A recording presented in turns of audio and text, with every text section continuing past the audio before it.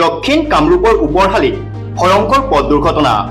দক্ষিণ কামৰূপৰ ওপৰহালিত AS01DJ 2402 নম্বৰৰ মাৰুতি ডিজাৰ বাহন এখনে AS01GA 2960 নম্বৰৰ এনফিল্ড মটৰচাইকেল এখনক খুন্দা মাৰে।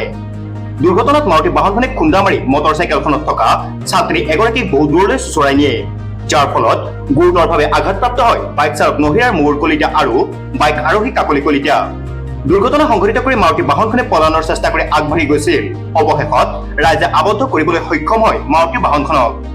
মাৰুতিখনৰ চালক আছিল পলাপাৰীৰ লক্ষীশ্ৰী দাস নামৰ মহিলা এগৰাকী। পলাপাৰীৰ পৰা বকো অভিমুখে আহি আছিল মাৰুতি ডিজাৰ বাহনখন। ঘটনাস্থলীত বিজয়নগৰ আৰক্ষী চকীৰ লোক উপস্থিত হৈ দুৰ্ঘটনাত পতিত হোৱা বাহন দুখন জব্দ কৰে। ওপৰহালিৰ যিটো শনি মন্দিৰৰ আগত ইফালৰ পৰা গাড়ী এখন আহি আছিল, ছুইফ্ট ডিজাৰ। আমি কলেজত যাই আছিলোঁ, আমি SITM BTech কলেজত পঢ়োঁ। তাত যাই আছিলোঁ, আমাৰ আগেদি 4-5খন গাড়ী যায়ে আছে। তো এটা লাইনত যিহেতু যাই আছে, সিফালৰ পৰা গাড়ী এখন আহি আছে, আমিও দেখা পাইছোঁ। তেওঁ ৰ'ব লগা ঠাইত ৰোৱা নাই, আমি পাৰ হ'ব লাগে, পাৰ হৈ গৈছোঁ আধা আধি, আহি কিনে ডাইৰেক্ট স্পীডত মাৰি দিছে। কিমান স্পীড আছিল আনুমানিক মই গম নাপাওঁ, স্পীডত মাৰি দিছে। তাৰ পিছত বাগৰিও বসছোঁ, ঠিক আছে বাগৰি বসছোঁ, আমি একো হাল্লা হ'লেও কাৰণে আপুনি দৰ্জাখন খোলক, খুলি পেলাই মানুহটো ওলাই আহক, যিটো হৈছে তাতে হৈ থাকক, যি হৈছে পুলিচে আহি দেখা পাব। তেওঁ নৰয়, দৰ্জাখনো নুখোলে, বাইদেউ দৰ্জা হেণ্ডেলডালত ধৰিছে। মই ছাইডত থিয় হৈ কিনে কৈ আছোঁ, নম্ৰভাৱে কৈ আছোঁ যে খোলক খোলক খোলক, নাই খোলা নাই। তেওঁ ভয় খাইছে, খাই পেলাই দৰ্জাখনো এটি বাইদেউক টানি লৈ গৈছে।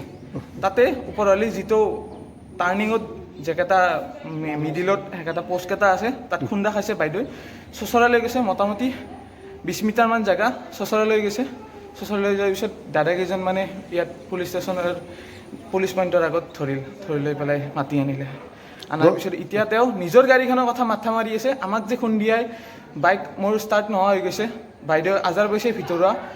আমি কাপোৰ পিন্ধি আছিলোঁ, সেইকাৰণে চাল চামাৰো যোৱা নাই, কিন্তু ভিতৰুৱা আজাৰ পাইছোঁ। এতিয়া তেওঁ সেইবিলাক ভাবা নাই, গাড়ীখনৰ কথা ভাবি আছে। পলাপাৰীৰ পৰা Jitumoni Sharma report, news any 365। Stay informed, stay ahead. News Any 365.